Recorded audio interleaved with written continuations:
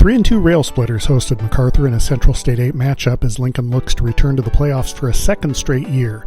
Teams need 5 wins to be playoff eligible, but before you can win 5, you have to win a 4th game. Let's check out the action.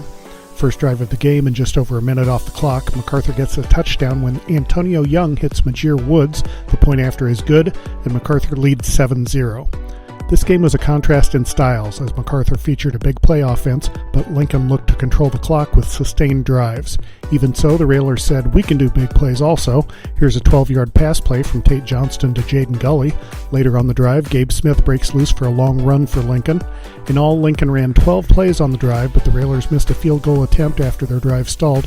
MacArthur took over on their own 30-yard line. The Railer D forces a 3-and-out by MacArthur, thanks in large part to a pair of sacks on the possession.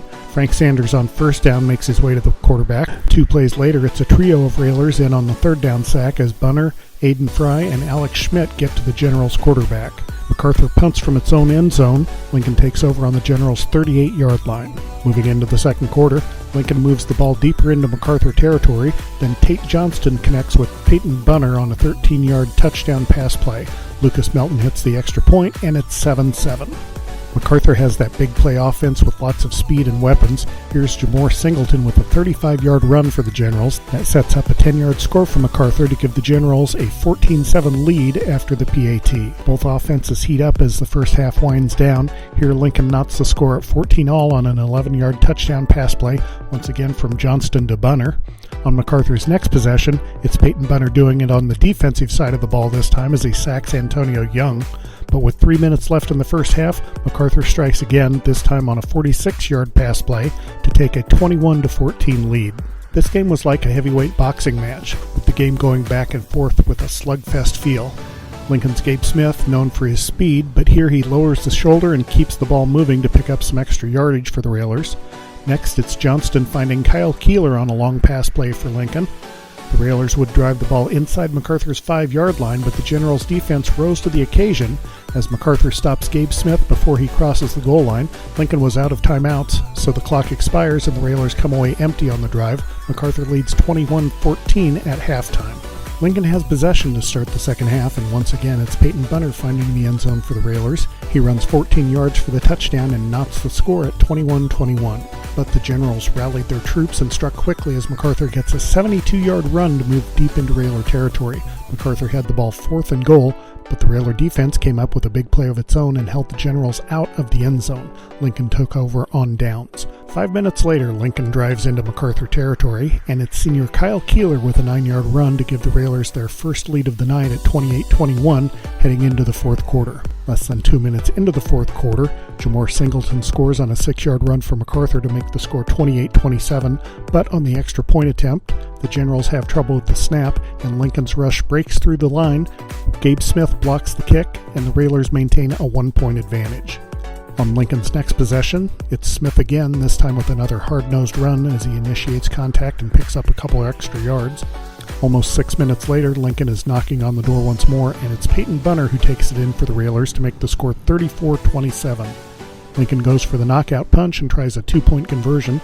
This time it's Tate Johnston calling his own number and crossing the goal line to give the Railers a 9-point lead, 36-27. 11 seconds later, following the kickoff, MacArthur strikes again on a 46-yard touchdown pass play. MacArthur tried a 2-point conversion but was unsuccessful, so Lincoln stays up by 3.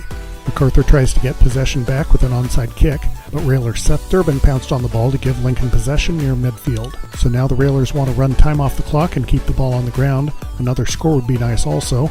Here Gabe Smith goes deep into MacArthur territory with a long run for the Railers. Then it's Tate Johnston with a 5-yard touchdown run. The extra point by Lucas Melton gives Lincoln a 10-point advantage, 43-33. The Generals get the ball back with just under 2 minutes remaining. MacArthur looked to get good field position to start its drive, but Railer Frank Sanders hustles downfield on the kickoff and makes the tackle before the Generals break off a long run. MacArthur, with lots of good athletes and great speed, looks for another big play, and the catch is made by the Generals receiver, but the official rules he went out of bounds before having control of the ball.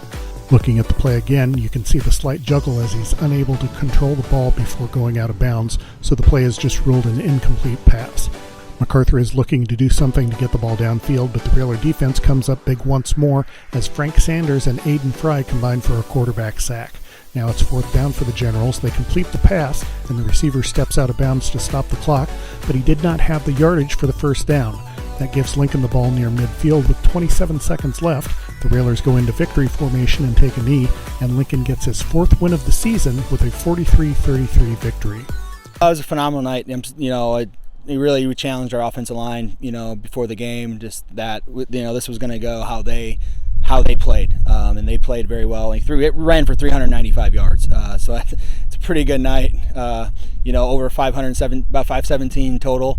So that was really good. I thought Tate did a phenomenal job running and throwing tonight. He was very efficient when he threw the ball, which was really good. Some guys made some big plays, and that's kind of what we were, challenging our skill guys too this week, was just we got to make plays. We're just waiting for that guy to flip the field. And while we didn't have a lot of them tonight, but we made a few of them and enough to kind of keep this thing honest.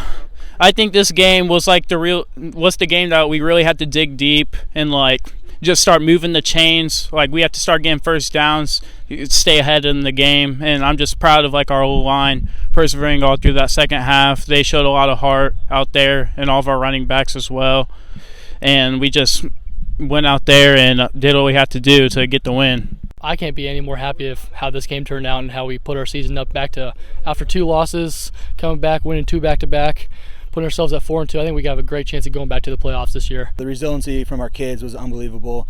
Great senior leadership. They are so hungry, to be successful, and it makes this a lot of fun. The Railers travel to Chatham next week to take on Glenwood in another Central State 8 contest.